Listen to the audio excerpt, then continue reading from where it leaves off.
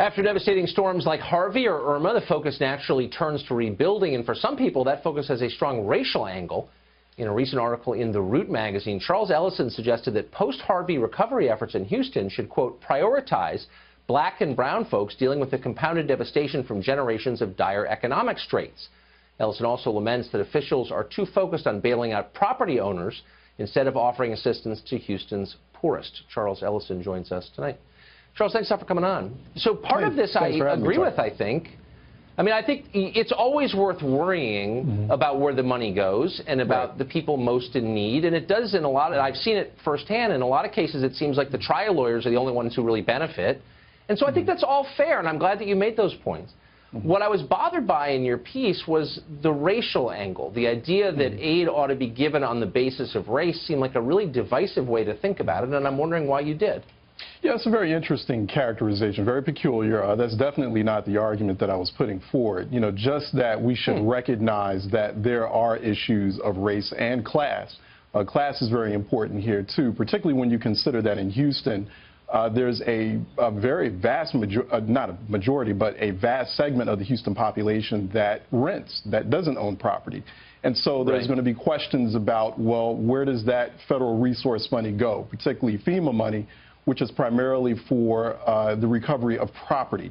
40% of the Harris County population rents.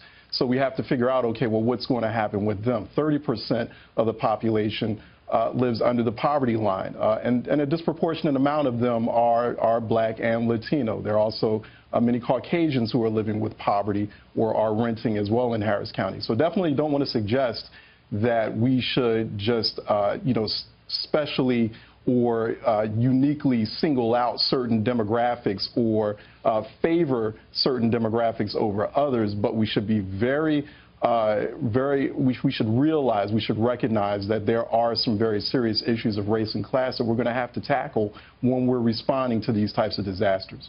But I wonder, I mean, again, part of what you said, I think, is a fair question. I'm not sure what I think of it exactly, but I don't think it's crazy to point out that aid goes disproportionately to owners rather than renters. That's like a fair topic of discussion. Why include race at all? Storms have nothing to do with race. And in fact, one of the beauties of watching the recovery effort is it is multiracial, and you see people of different groups helping each other, and it brings out the best in a lot of ways of people. And it just seemed pointless to add the racial angle to this. Not necessarily. I appreciate that point too. Not necessarily pointless. I think that it's very responsible, it's very pragmatic and practical to raise that point. It just so happens that when you're dealing with class, when you're dealing with homeowners versus renters, or the middle class or wealthy in a particular impact zone versus the poor, a disproportionate amount of the poor or those who are underserved or vulnerable just so happen to be black or Latino or black and brown.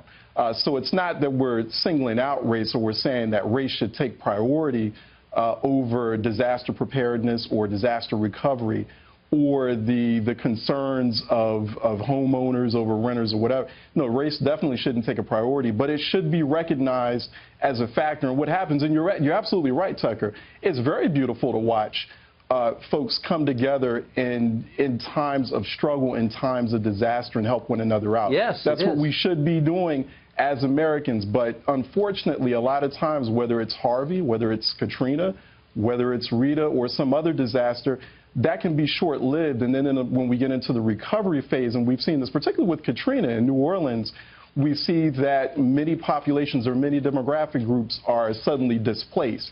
And so long-term, we find that a lot of that multiculturalism and that racial comedy, it suddenly erodes, unfortunately, and that's very sad and tragic. You know what? I covered that firsthand, and I can.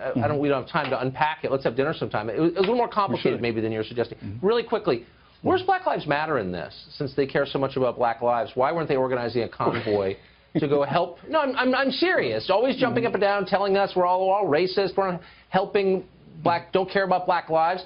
There were Black lives in peril. I didn't see any kind of aid convoy led by Black Lives Matter. I wonder why not. You know, I can't speak on behalf of Black Lives Matter. I don't represent Black Lives Matter. I can say that there are a lot of Houston is a place that is about 30% black, and I'm sure that there are a lot of community activists down there. There are a lot of dedicated, very hardworking community advocates and representatives. There are black elected officials, for example, who are very plugged into the community, who are trying their hardest. There are organizations like the Houston Area Urban League, which I personally have been working with. So I can tell you that and I know that some of those people are involved in some of those social justice movements, and they're already there on the ground in the trenches. That I can say. I can't sure they speak are. on behalf of Black Lives Matter. Yeah, it'd just be interesting. Next time we have a BLM person, I'm going to ask him that question. I wonder if there's an answer. Charles, thank you for joining us. I appreciate it. Yeah, I appreciate you, Tucker. Thank you.